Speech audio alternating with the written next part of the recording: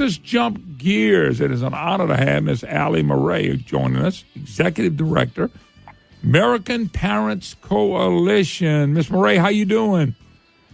Hey, I'm well. How are you? I am doing super. So first of all, let's start off this way. Oh, that music's still on my ears. American Parents Coalition. Let's talk about what that is and what's the purpose of it. Yeah, so our organization is committed to reclaiming parental authority and defending the existing parental rights so that we as parents are the ones in the driver's seat determining how our kids are raised. And all of that stems from the firm belief that nothing should stand between a parent and their child. So our organization seeks to empower parents to raise their kids how they see fit. We have a lot of resources on our website, AmericanParentsCoalition.org. If any of your listeners are having issues within their school district, with physicians, the medical community, et cetera. Oh, and I love it. Are y'all pretty much all over the country as far as your organization? You can respond in any part of the country?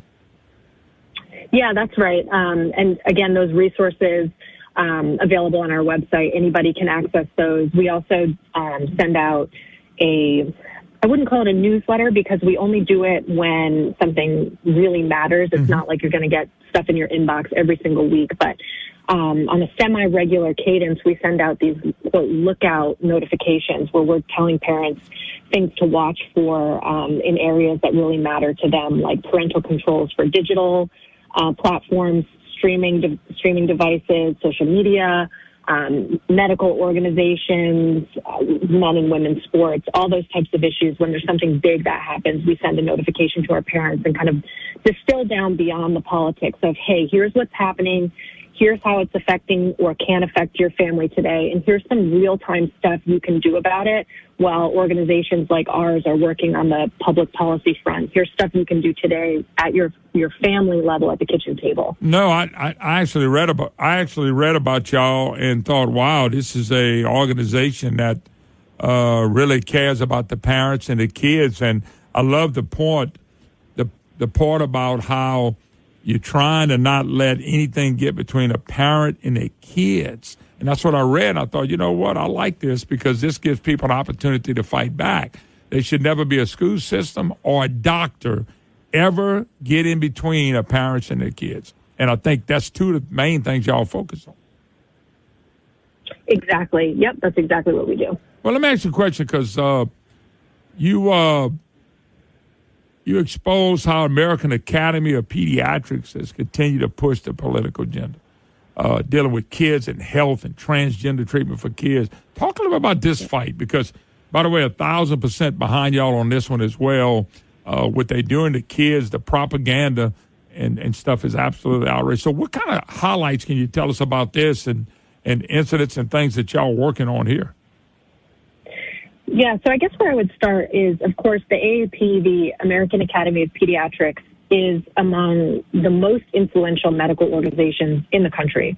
But unfortunately, we're seeing that it's becoming much more of an advocacy group and organization rather than a neutral and evidence-driven body that's focused on children's health. And that's a really important distinction that parents are waking up to and questioning because we want to know whether the guidance that's impacting our kids is grounded in evidence or ideology. And what we're seeing more and more of is that it's ideology. Yeah. Biggest example that I could give is just very, very recently in its 2025 leadership conference, 98% of their membership, so these are physicians all across the country, 98% of their members voted to make federal protection and payment for, quote, gender-affirming care, so transition surgery, hormone blockers, yes, as their number one priority. That was their top resolution, 98% of members. Now, this is you talking about the American Academy of Pediatrics? That's right. So all of their God, that's horrible. That's horrible. Right.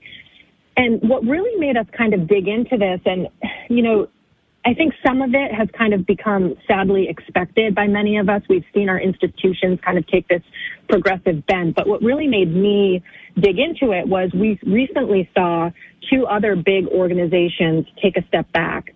And so that was the American Medical Association and then also the plastic surgeons.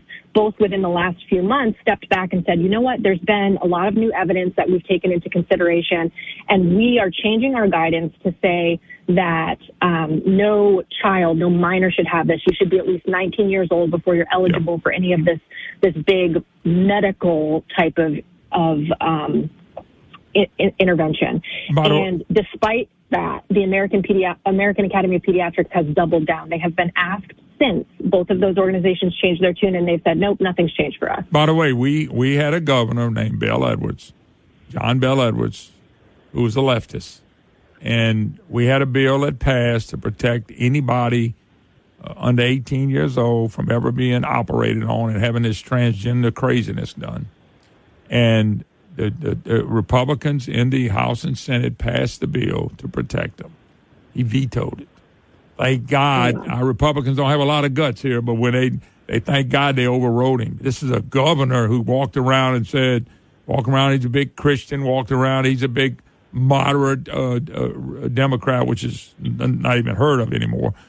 He did that. The other thing he did, he tried to get where boys can go in girls' bathrooms, and good news is he vetoed that bill. They overrode him. So, you know, I was going to ask you about how far down south does this get, but I think this covers every. If you're not careful, this can be in every part of the country, every single part of it. If it's down here, it can be in every part of the country.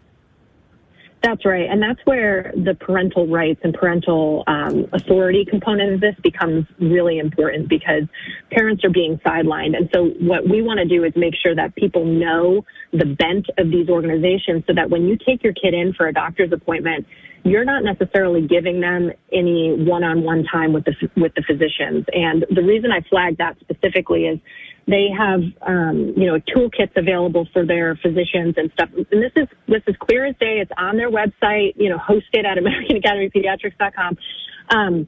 They have on their website this toolkit for their physicians, and within it, there is a video called Sexual Health History.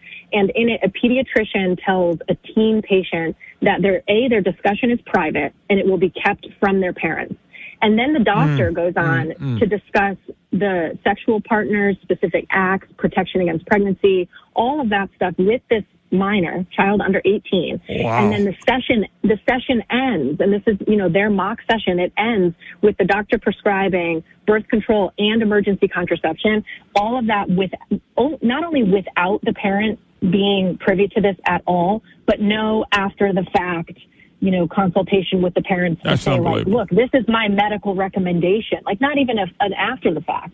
So we really want to make sure we're stressing to parents that, like, this is their actual official guidance, and the line between advocacy and treatment has very, very much been blurred, and you just need to keep a very, very close eye on these appointments.